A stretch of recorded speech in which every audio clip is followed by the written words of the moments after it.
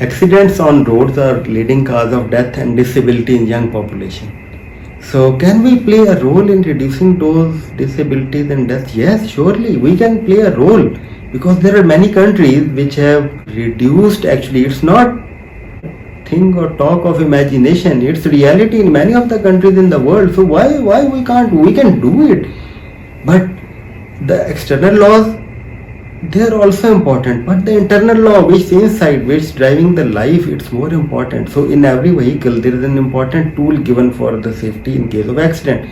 Now if you argue with me that accidents, they don't happen, I have been driving for 20-30 years and I have never met an accident. So not to argue, but just go to any workshop in your town and just see how much time lag is there for repairing a car. There are lines of cars, there are tons of cars, and they are unable to give appointment in nearby days because they are already full in repairing the accidented cars. Similarly, if you go to surgical emergency of any big hospital, you will see lots and lots of people coming with accidents on the roads and having very serious injuries and sometimes lifelong disabilities which were totally avoidable, totally preventable. The important tool given in the car is seat belt. So why to wear seat belt? The actual thing is that motivating that internal law is from inside. It's not from external sources.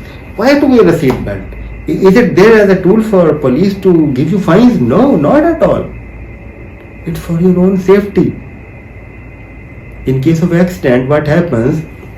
The car stops because of a crash. Your body is also going with the same speed towards the front, and in case of driver, it can hit the hard steering wheel in the chest, in the abdomen, and it can hit the windscreen with the forehead. Similarly, the side passenger hits the dashboard with massive force, and it causes fractures and lot of injuries inside, internal injuries and bleeding. So in case of seat belt, it retains you in the seat. Similarly, there are secondary injuries also, like people are thrown out of the car and they are exposed on the road with other vehicles. People can collide with each other with extreme force. They can hit other structures in the car. So it's important to remain in the seat. The effective functioning of the airbags is also linked with the seat belt, because the seat belt is retaining you in position with the seat and the airbag is coming from the front and the side.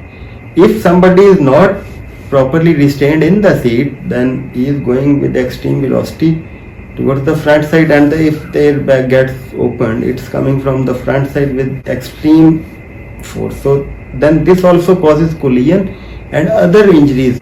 So wearing of seat belt is very important for every passenger. In some countries, there is a culture of wearing of seat belt by the driver only. It's not rule of nature that in case of accident of vehicle only the driver will be injured.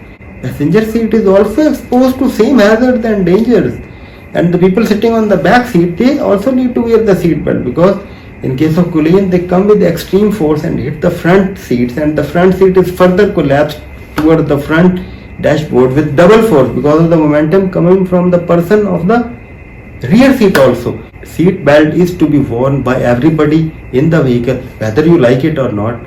It is important for you and for your near and dear one. So if you feel this talk can be beneficial for anybody, so please send it to that person so that you make the world a better living place for years and generations to come. And the sharing of knowledge and raising the level of awareness is the same way. It's from one person to another, one by one. The awareness level of the whole society, it's raised in this way by informing the things to each other. So please help each other in raising the level of awareness. Thank you for watching.